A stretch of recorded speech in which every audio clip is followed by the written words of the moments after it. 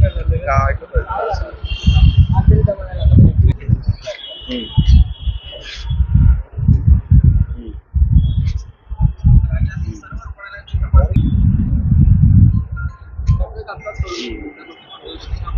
बरोबर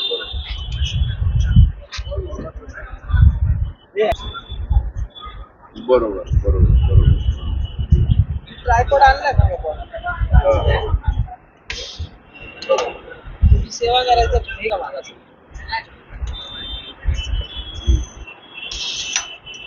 बरोबर आलं लक्षात.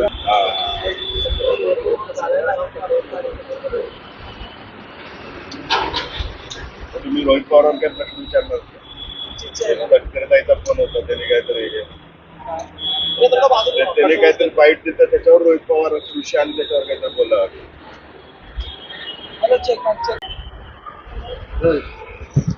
सुरुवातीला तुम्ही एक ट्विट केलेला आहे, खरं तर हा मुद्दा चर्चेत आहे, त्याच्यात तुमचं ट्विट आता आलेलं काय नेमकं प्रकरण? काल परभणीमध्ये झालेल्या सभेमध्ये आमदार सुरेश धस साहेबांनी ज्या पद्धतीनं अजितदादावर विनाकारण टीका केली, त्यामुळे मी ते ट्विट केलेलं आहे. कारण सुरेश धस साहेब म्हणतात अजितदादांना जे प्रश्न विचारले, क्या हुआ तेरा वादा, अजितदादांनी काय सांगितलं होतं की चौकशीमध्ये जे कोणी दोषी आढळतील, त्यात राष्ट्रवादी काँग्रेस पक्षाचे नेते असू द्या, कार्यकर्ते असू द्या, त्यांच्यावरती कारवाई करणार म्हणजे करणार. आणि मला विश्वास आहे की दादा जर कोणी त्याच्यामध्ये दोषी आढळला तर त्याच्यावर कारवाई करायला कुठलीही गय करणार नाहीत, हा विश्वास मला अजितदादावरती आहे. परंतु सुरेशांना जाणीवपूर्वक महायुतीमध्ये मिठाचा खडा टाकण्याचं काम करतायत. राष्ट्रवादी काँग्रेस पक्षाची पहिल्या दिवसापासून भूमिका राहिलेली आहे, स्वर्गीय संतोष देशमुखाच्या हत्येमध्ये जे कोणी दोषी आहेत त्यांच्यावरती कठोरातली कठोर कारवाई व्हावी, त्यांना जास्तीत जास्त जी शिक्षा होईल ते होण्यासाठी आम्ही सर्वजण प्रयत्न त्या ठिकाणी करणार आहोत.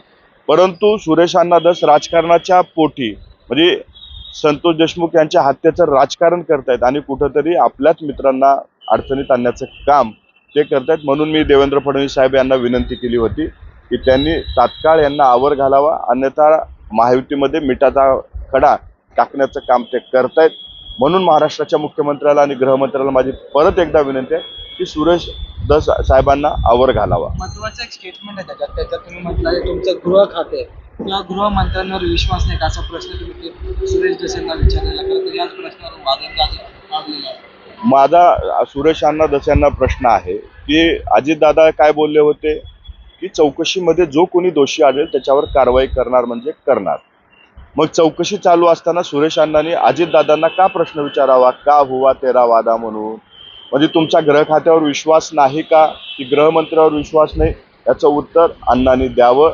संतोष देशमुखच्या हत्येमध्ये जे कोणी सहभागी असतील त्यांच्यावरती कठोरातली कठोर शिक्षा व्हावी, ही राष्ट्रवादी काँग्रेस पक्षाची भूमिका आहे आणि ती कायम आहे. अजितदादांनी सुद्धा तेच बोललेले आहेत, परंतु सुरेश अण्णा या गोष्टीचं राजकारण करतायत. म्हणून माझी मुख्यमंत्र्याला विनंती आहे त्यांना आवर घालावं. या संपूर्ण प्रकरणात जी SIT स्थापन केलेली आहे त्याच्यातले जे PS आहेत महेश विघ्ने, त्यांचा सुद्धा फोटो आता वाल्मिक कराड यांच्या समोर आलेला पाहायला मिळतोय आणि ते या SIT मध्ये कसं बघतात या सगळ्या प्रकारात निष्पक्ष पोहते का संपूर्ण चौकशी? जर कुणी एखादी व्यक्ती आरोपीच्या जवळचा असेल तर त्यांना तात्काळ त्या चौकशीतून दूर केलं पाहिजे, ही आमची मागणी आहे.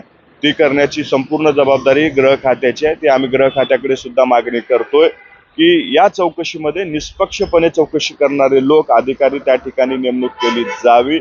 परंतु काही लोक म्हणजे सुरेश अण्णासारखे लोक अशा गोष्टीकडे दुर्लक्ष करून त्यांना फक्त स्वर्गीय संतोष देशमुख हत्येचं राजकारण करायचं आहे. त्यांना विनंती आहे की आपल्या सर्वांची भूमिका हेच राहिली पाहिजे की संतोष देशमुख यांना न्याय भेटला पाहिजे.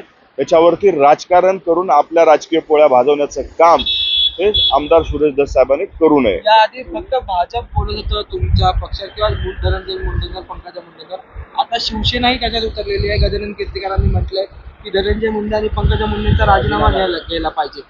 याच्यावरती ज्येष्ठ नेते जर त्याच्यावर चौकशीत दोषी आढळले तर त्यांचा राजीनामा हे तिन्ही पक्षाचे महायुतीचे नेते बसून ठरवतील आणि ते घेतील सुद्धा जर दोषी आढळले तर.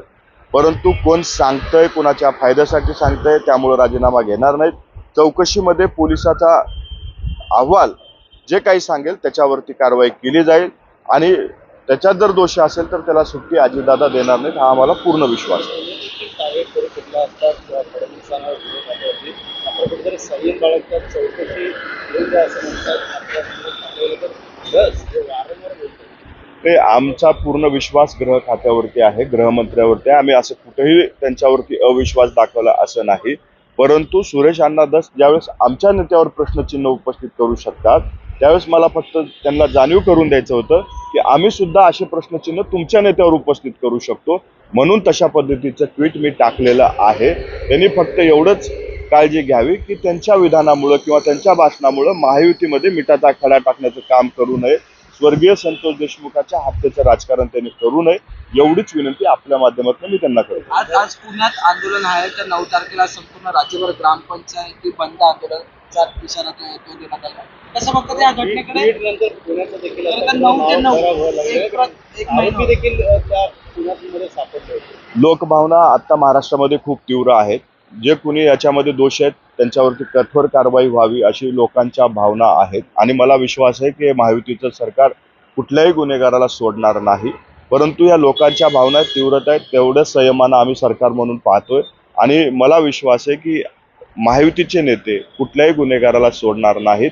आत्ताचं जे चालू आहे, जे लोकांमधून आक्रोश चालू आहे, त्यांच्या भावना ती समजून घेतल्याच पाहिजे. सरकार म्हणून त्याच्यावरती आपण समजदारीनं काम केलं पाहिजे असं मला वाटतं. आता एक गंभीर प्रश्न आहे की खरं तर वाल्मिक कराड हे पुण्यात जे ते स्वतः पोलिसांच्या अधीन झाले होते, पण त्या ज्या गाडीने आले त्या गाडीची चर्चा झाली. दुसरा महत्त्वाचा मुद्दा आहे की पुण्यात ते जर समोर येतात ते पोलिसांच्या, तर मग SITला किंवा इंटेलिजन्सला ह्या सगळ्या गोष्टी माहीत नव्हत्या की अशा चर्चासत्र जे ते संपूर्ण राजकारणात आणि समाज माध्यमावर चाललेलं. तुम्ही कसं बघतात पुणे आणि राष्ट्रवादीचं एक जवळचं नातं किंवा पश्चिम महाराष्ट्राचं एक जवळचं नातं आणि त्या पश्चिम महाराष्ट्रात असं घडतं? मी सर्वप्रथम ज्या गाडीतून वाल्मिक कराड आले होते आणि जी अजितदादांच्या ताफ्यात गाडी होती त्या 2 गाड्या वेगळ्या होत्या. बजरंग अप्पा सोनवणेंनी जाणीवपूर्वक एक अजितदादाची प्रतिमा मलिन करण्यासाठी कदाचित त्यांना नंबर प्लेटमधला ते उच्च शिक्षित असल्यामुळं फरक कळाला नसेल म्हणून तशा पद्धतीचं विधान त्यांनी केलं होतं. आणि आरोपी पुण्यात सापडले, ते पुण्यातच का सापडले किंवा पुण्यात काय करत होते ह्याचा पूर्ण माहिती हे तिथले चौकशीचे अधिकारी देतील. ते काय कुठे कुठे होते, कुठे कुठे फिरले ह्याचा पूर्ण जी काही त्याची माहिती आहे ते चौकशी अधिकारी देतील. त्याबद्दल आम्ही अधिकृतपणे माहिती सांगू शकत नाही कारण ती गोपनीय भाग आहे आणि त्याच्याबद्दल पोलीस आपल्याला माहिती देतील. परंतु पुण्याचं आणि ज्या आरोपीचा काही संबंध आहे का, तर राष्ट्रवादी काँग्रेस पक्ष आणि आरोपीचा काही दुरान्वय संबंध नाही. जाणीवपूर्वक आमच्याशी त्यांना जोडण्याचा प्रयत्न केला जातोय आणि राष्ट्रवादी काँग्रेस पक्ष कुठल्याही आरोपीला पाठीशी घालण्याचं काम करणार नाही आणि करतही नाही. काल तुमचे ज्येष्ठ नेते छगन भुजबळ एका कार्यक्रमात म्हटले की पवार कुटुंब ठाकरे कुटुंब एकत्र यायला पाहिजे महाराष्ट्राला दिशामध्ये. कसं बघतात या भुजबळ साहेब ज्या पद्धतीने बोलले त्यांची एक भावना आहेत. महाराष्ट्रातल्या अनेक कार्यकर्त्याच्या वेगवेगळ्या भावना आहेत, त्याच पद्धतीची भुजबळ साहेबाची भावना होती. परंतु राजकीय भूमिका वेगळ्या घेतल्याच्या नंतर एकत्र येण्यासाठी जो काही निर्णय घ्यायचा आहे तो वरिष्ठ पातळीवरचा होईल, वरिष्ठ नेते ठरवतील. त्याबद्दल बोलण्यात की आम्ही मोठे नाहीत, परंतु त्या बाबतीत वरिष्ठ नेते आपल्याला उत्तर देतील. पालकमंत्रीबाबत चर्चा आहे, राहुल भुजबळांना तिकडे द्यावं या पूर्वजांनी नाराजी दूर करावी असं. महायुतीमध्ये पालकमंत्री कुठल्या जिल्ह्याला कुणाला द्यायचं याबद्दलचा संपूर्ण निर्णय हा महायुतीचे तिन्ही नेते घेतील.